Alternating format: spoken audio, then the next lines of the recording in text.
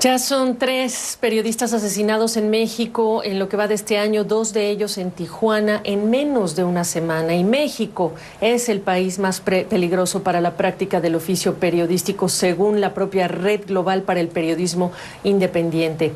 La víctima más reciente, Lourdes Maldonado, había solicitado protección en 2019 en una conferencia matutina del propio presidente Andrés Manuel López Obrador. Vamos a hablar del tema ya con Leopoldo Maldonado, director de la organización Artículo 19 para México y Centroamérica. Leopoldo, gracias por acompañarnos. Se dice que estaba inscrita ella en este mecanismo de protección de periodistas. Algo está fallando, si es el caso. ¿Qué es, en tu opinión? Muchas gracias por el espacio. Primero que nada, un saludo a tu auditorio, Gabriela. Y efectivamente, ella estaba incorporada en el mecanismo estatal de protección. Hay que recordar que en México hay un mecanismo federal que atiende todo el país y en algunos estados de la República hay mecanismos locales. No en todos, pero queda a decisión del o el periodista agredido o amenazado acogerse a uno o a otro. Esto no deslinda de las responsabilidades del Estado y de la necesidad de coordinarse. Efectivamente, lo que está mostrando, donde tenemos en México cada vez más casos de periodistas asesinados incorporados a los mecanismos de protección, es que están siendo insuficientes en la medida en que no se toman otras medidas, tanto de prevención como de acceso a la justicia para el caso de periodistas amenazados, que ayuden a desincentivar la violencia contra la prensa. Hoy la impunidad es del 98% en términos de crímenes contra la prensa, y eso es el principal aliciente para que la violencia siga cometiéndose. Entonces, ¿cuántos periodistas que se han acogido a este mecanismo han sido asesinados hasta ahora, Leopoldo, pese a estar, digamos que bajo esta figura? Pues en lo que va de la existencia del mecanismo federal, han sido ya 4 periodistas asesinados, 5.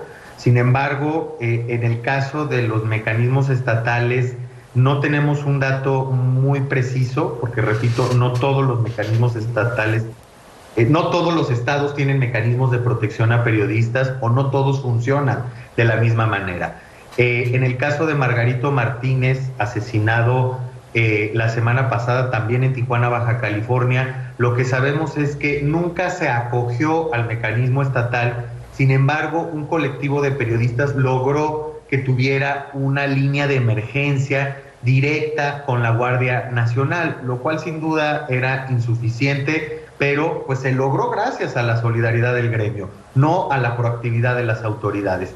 En este caso, Lourdes estaba incorporada al mecanismo de Baja California, que sin duda pues no adoptó las medidas adecuadas, tomando en cuenta que ella fue agredida en abril del 2021, encontró disparos de arma de fuego en su automóvil, primero los confundió con pedradas y después se dio cuenta que eran disparos, y eso no dio pie ni a una investigación exhaustiva para dar con quienes cometieron esa amenaza directa, muy clara, ni tampoco para fortalecer las medidas. Por eso hablamos de un tema de Estado.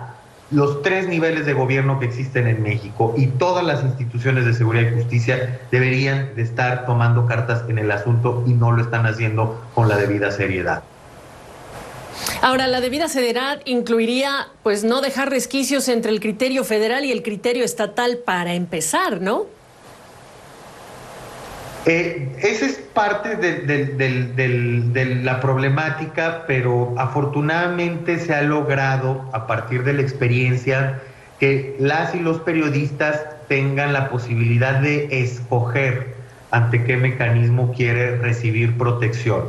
Sin embargo, muchas veces no tienen la información suficiente para poder hacerse de una buena decisión, ¿no? En este sentido, si Lourdes ya había denunciado públicamente en un espacio como la conferencia matutina del presidente, lo que se hubiera esperado es un poco más de proactividad por parte del gobierno federal para pues ponerle a disposición el mecanismo. Finalmente iba a ser su decisión acogerse o no. Sin embargo, esto no muchas veces sucede. tenemos problemas de articulación y de coordinación entre autoridades, y son esos resquicios en donde los perpetradores de la violencia contra la prensa se meten. También hay que tomar en cuenta que muchas veces son los actores políticos locales los que agreden a la prensa. De hecho, en los registros de artículo 19 son los principales agresores de la prensa en México. Estamos hablando de alrededor de un 49% de las agresiones en el 2020, 41% de las agresiones en la primera mitad del 2021. Es muy claro de dónde viene la fuente de peligro, y también eso genera desconfianza en los periodistas hacia las instituciones. Por supuesto. Por supuesto, y quienes abren la puerta y fomentan una narrativa así de agresión. Leopoldo, gracias por tu tiempo y por esta perspectiva. Muchas gracias a ustedes, Gabriela.